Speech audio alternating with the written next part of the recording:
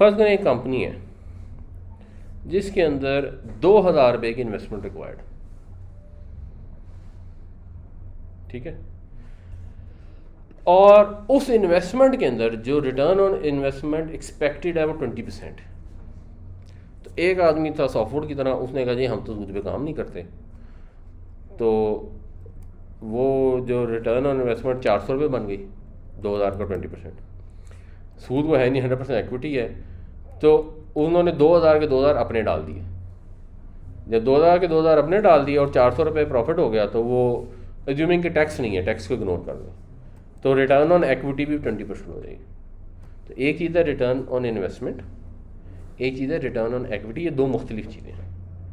इस केस में क्योंकि इन्वेस्टमेंट और एक्विटी बराबर है तो वैल्यू भी बराबर है। वरना इन्वेस्टमेंट होती है आपकी टोटल इन्वेस्टमेंट, जो एक्विटी से भी आ सकती है और लोन से भी आ सकती है।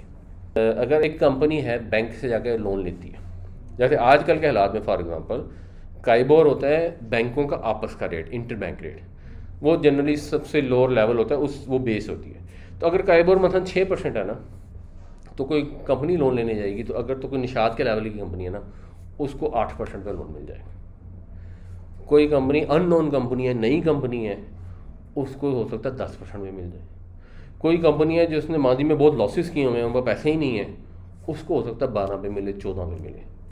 तो जितनी कंपनी अननोन या रिस्की होती है ना, तो उतना बैंक के लिए भी रिक्वायर्ड रेट ऑफ रिटर्न बढ़ जाता है, तो इंटरेस्ट भी उस तरह फिक्स नहीं होता।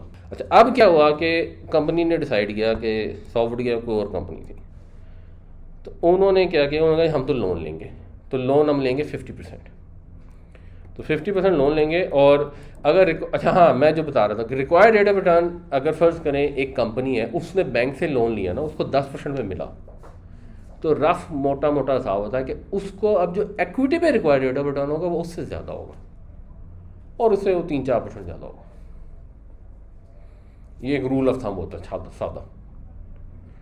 कोई कंपनी उसको बैंक से जिस रेट पे लोन मिलता है ना, वो उसकी रिस्कीनेस को, डेट रिस्कीनेस का वो बन जाता है बेंचमार्क। तो अगर उसका डेट रिस्की है तो उसकी एक्विटी उससे तो ज़्यादा ही रिस्की होगी, और कितनी रिस्की होगी, 2-4% ज़्यादा होगी इन जनरल। तो अगर इंटरेस्ट रेट बैंक से कोई लेने जाए, उसको 16% मिल रहा है ना, तो जो एक्विटी है ना, उस पर 20% आना चाहिए। ये मोटा मोटा हिसाब। तो यूएसए में जनरली ये 2% होता है, इसको हम कहते हैं premium over the bond, company bond के ऊपर प्रीमियम। ये भी एक तरीका होता है गेस करने का कंपनी का required rate of return of equity, और पाकिस्तान में ये 4-5% होना चाहिए। और क्योंकि यूएसए में रेट वैसे ही कम होते हैं, तो एज अ परसेंटेज अगर होता ही 4-5% रेट है और कंपनी का, तो उसके ऊपर 2% is good enough from an equity perspective. अब अगर एक्सपेक्टेड रेट ऑफ रिटर्न इस कंपनी में स्टॉक का 20% है, तो इंटरेस्ट कॉस्ट लेट से 15% होगी, 5-1% का फ़र्क होगा। तो अब उसने फैसला किया कि यार मैं आधे पैसे अपने डालूंगा, आधे पैसे मैं लूँगा बैंक से। तो 1000 रुपया उसने लोन ले लिया, उस पर 15% इंटरेस्ट है, विच इज़ 150 रुपया साल का, और ये लेट से एनुअल पेमेंट वाला लोन है, अब हम मंथली को नहीं, अब हम एनुअल की पढ़ना। अच्छा, EBIT थी 400 रुपये, तो EBIT का मतलब है earning before interest and taxes. तो अर्निंग बिफोर टैक्सेस क्या होगी, यानी इसमें से इंटरेस्ट निकल गया, तो 400 में से 150 इंटरेस्ट निकल गया, तो पीछे बच के 250 रुपये। एक्विटी कितनी है, 1000 रुपये। तो अब इसका रेट ऑफ रिटर्न कितना है on equity, now ROE 250 divide by 1000 which is 25%। तो ये डिसीजन करने से कि वो बजाय उसने 2000 रुपये अपने लगाने के, उसने 1000 रुपया बैंक से ले लिया, 1000 अपना लगा लिया, उसका एक्सपेक्टेड रेट ऑफ रिटर्न बढ़ गया, 25% हो गया। अच्छा, बग़ैर ये बड़ी अक्लमंदी की बात है कि भाई अपना रेट ऑफ रिटर्न बढ़ाओ, और एक्चुअली रेट ऑफ रिटर्न बढ़ाने के लिए ज़्यादा बेहतर तरीका है कि वो अपने पैसे लगाए 10%, 90% ले ले बैंक से, तो उसका एक्सपेक्टेड रेट ऑफ रिटर्न चला जाएगा 65%। अब 20% और 65% में बहुत ज़्यादा फ़र्क है। कितना फ़र्क है, बहुत ज़्यादा। ये कैसे फ़र्क है, ये भी समझें, ये भी इमेजिन करें। हमने एक दफ़ा विजन कॉन्फ्रेंस में डिस्कस किया। हम ये कहते हैं कि 20% रिटर्न है, तो 10 साल बाद जो 1 रुपया है वो कहाँ पहुँचेगा, वो पहुँचेगा दिस +1 पावर 10। 1 रुपया 6 रुपये में कन्वर्ट हो जाएगा 10 साल बाद, अगर रिटर्न 20% है। अगर रिटर्न 65% है तो 1 रुपया 150 रुपये में कन्वर्ट हो जाएगा जस्ट आफ्टर 10 ईयर्स। और कोई आदमी नॉर्मली जो बिज़नेस करता है वो उसका 20-30 साल का होराइजन होता है, जो भी इंसान जब बिज़नेस की एज में आता है। अगर इसको 20 साल कर देंगे तो वो इम्पैक्ट जो है वो और सिग्निफिकेंटली डिफरेंट होएगा।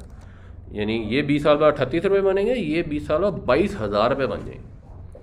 तो ये 20% और 65% बहुत बड़ा डिफरेंस है। ये छोटा डिफरेंस नहीं है, ये बहुत ही बड़ा डिफरेंस है। Keeping in you the fact कि मसलन ये अगर उसको बैंक में रखने में 10% मिलता था और इन्वेस्टमेंट करने में उसको 20% मिल रहा है, या जनरली फ़र्क जो है ना वो कोई 6-7% का होगा कि वो बैंक में रखे तो उसको 12 मिलता होगा और इन्वेस्टमेंट करके उसको 18-19 मिलता होगा, तो उसकी बेस पे वो बैंक की छोड़ के गवर्नमेंट फैक्ट्री में इन्वेस्ट करने का फैसला कर लेता है कि यार ये ठीक है, रिटर्न ठीक है।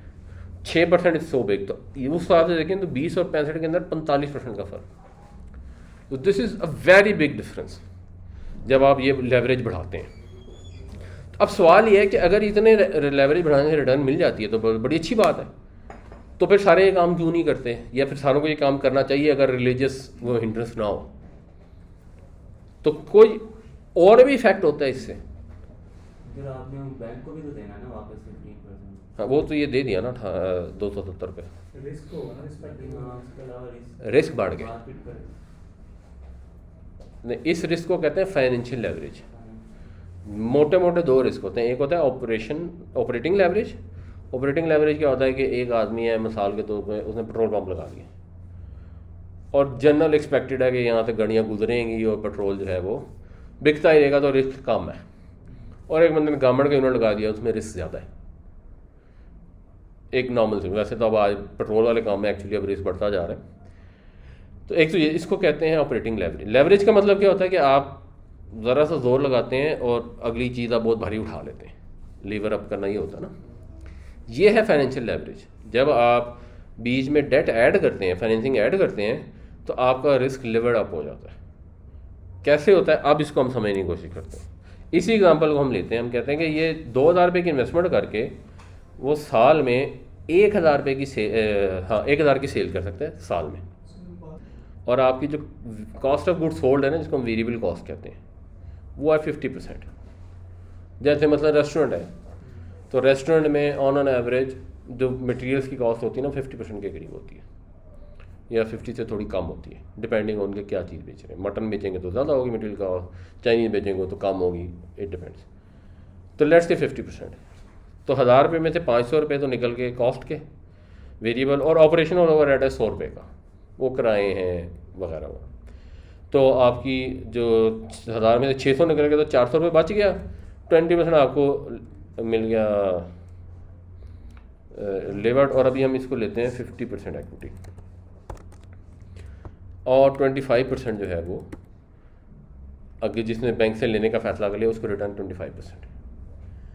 अब ये फाइनेंशियल लेवरेज क्या है? अब हुआ ये कि सेल आपकी 1,000 रुपये की बजाय कम होगी, और सेल होगी आपकी 700 रुपये, चलिए अभी कम 900 रुपये होगी, 10% गिर गई। तो जब 10% गिरी तो आपको जिसने अपने पल्ले से पैसे लगाए थे उसको 18% रिटर्न आ रहा है, और जिसने बैंक से लिया होता वो 20%। अब डिफरेंस सिर्फ 2% का रह गया। तो अब हमने कहते हैं कि नहीं, सेल और गिर गई, सेल 700 हो गई। जब सेल 700 होगी तो जिसने पल्ले से पैसे बनाए हैं उसकी रिटर्न बढ़ जाएगी, और जिसने बैंक से पैसे लिए हैं उसकी रिटर्न कम हो जाएगी। इंटरेस्ट फिक्स है तो वो तो देना ही देना है, ऊपर 150 रुपये तो देना ही देना है। तो ये है लेवरेज। अच्छा, अभी 50% लेवरेज से तो तसल्ली नहीं हुई, वो बंदे ने कहा नहीं मैंने तो और ज़्यादा लोन लेना है, उसने वही 90% लोन कर लिया। 90% लोन करके अब अगर हम इसमें देखें 1,000 थी तो 20 और 65 है, 900 हुई तो 18 और 40 हो गई, डिफरेंस कम रह गया।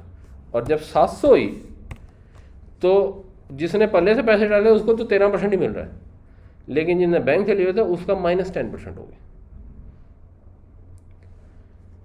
तो ये है रिस्कीनेस जो ऐड हो रही है। तो वो जो एक्सपेक्टेड रेट ऑफ रिटर्न है ना 20% की बजाय 65% का, वो अगर हम मसलन इसको देखें 750 पे, तो 750 पे ऑलरेडी ये ज़ीरो के करीब आ जाती है उसकी। तो ये चीज़ के उसके पैसे डूब सकते हैं, उसको लॉस हो सकता है, ये होता है रिस्क। तो रिस्क की डेफिनेशन ये होती है the probability of getting a loss. दो तरीके से डिफाइन कर सकते हैं, probability of getting below expected return या प्रोबेबिलिटी ऑफ गेटिंग लॉस। वैसे जनरली लॉस को कहते हैं, यानी ज़ीरो से नीचे चला जाए। तो जब आप अपनी लेवरेज बढ़ाते हैं तो अब 1000 की जगह 25% की वजह से सेल कम होना तो कोई इतनी बड़ी बात नहीं हो सकती। और अगर और ज़्यादा कम होगी, मतलब 500 हो गई, तो पता लगेगा इस केस में तो फिर भी वो कुछ पैसे बना रहे हैं। और इधर तो 60% अगर उसका वो हो गया तो अब वो डूब गया। यानी अब उसको जो पैसे हैं 120 रुपये पल्ले से देने पड़ेंगे।